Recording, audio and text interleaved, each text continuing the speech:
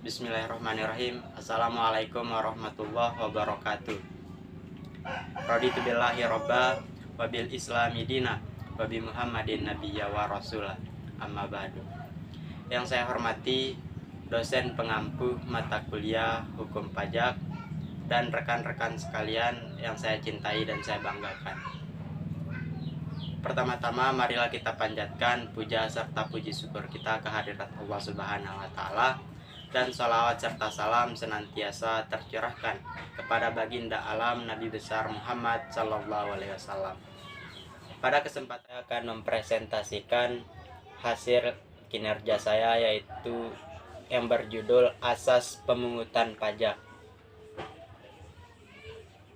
Jadi ada 2 poin pembahasan dalam makalah saya. Yang pertama, apa itu asas atau pengertian asas.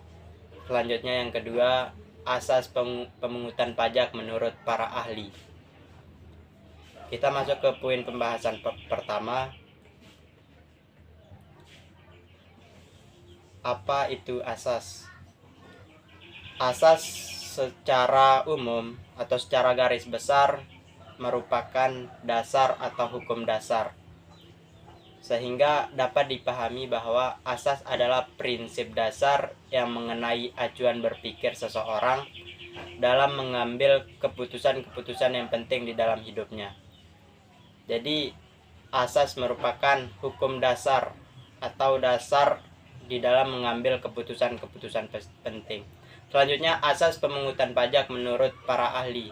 Yang pertama, menurut Adam Smith dalam bukunya Wealth of Nation, dengan ajaran yang terkenal yaitu The Four of Maxim, mendefinisikan asas pemungutan pajak terbagi menjadi 4 komponen. Yang pertama, asas equality atau asas keseimbangan dengan kemampuan atau asas keadilan.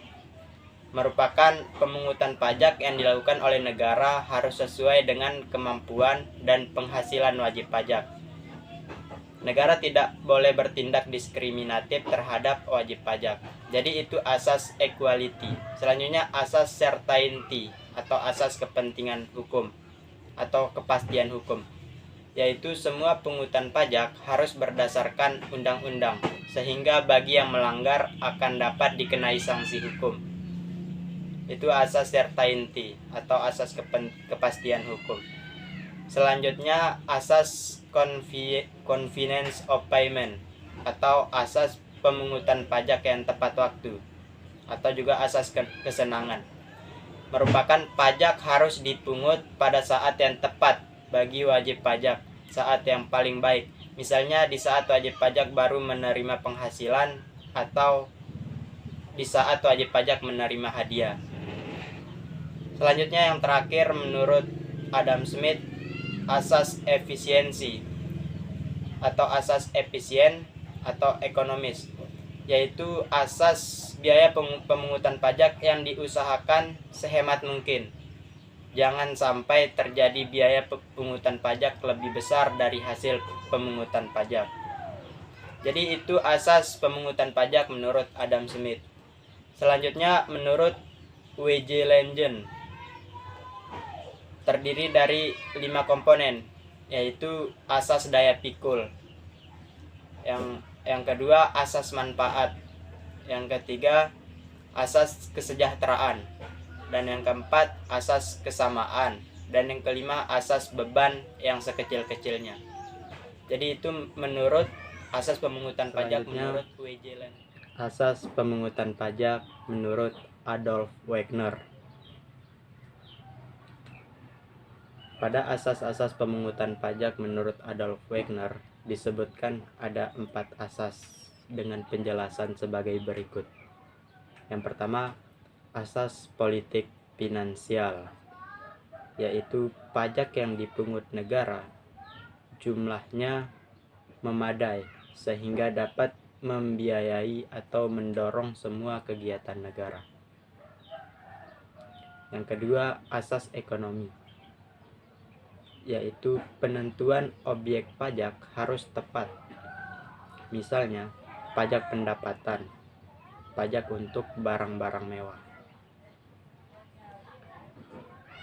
Jadi asas ekonomi ini dimaksudkan yaitu objek pajaknya harus tepat. Jadi seperti itu.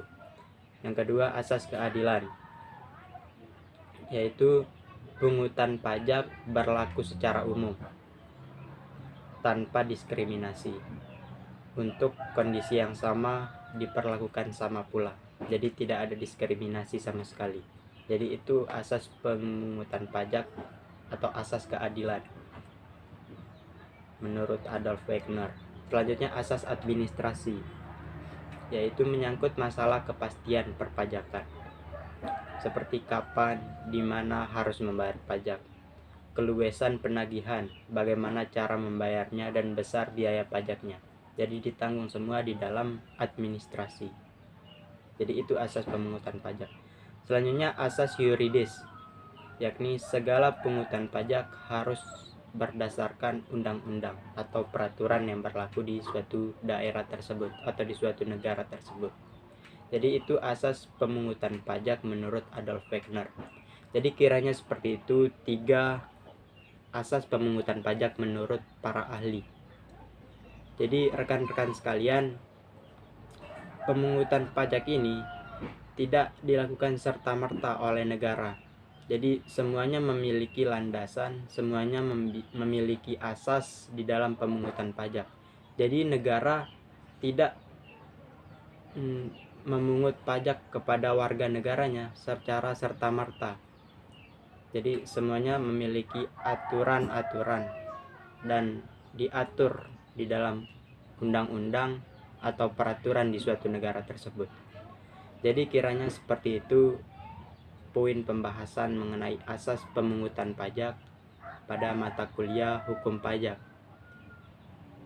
Itu saja yang dapat saya sampaikan. Lebih dan kurangnya saya mohon maaf. Billahi fisabilil haq, fastabiqul khairat. Wassalamualaikum warahmatullahi wabarakatuh.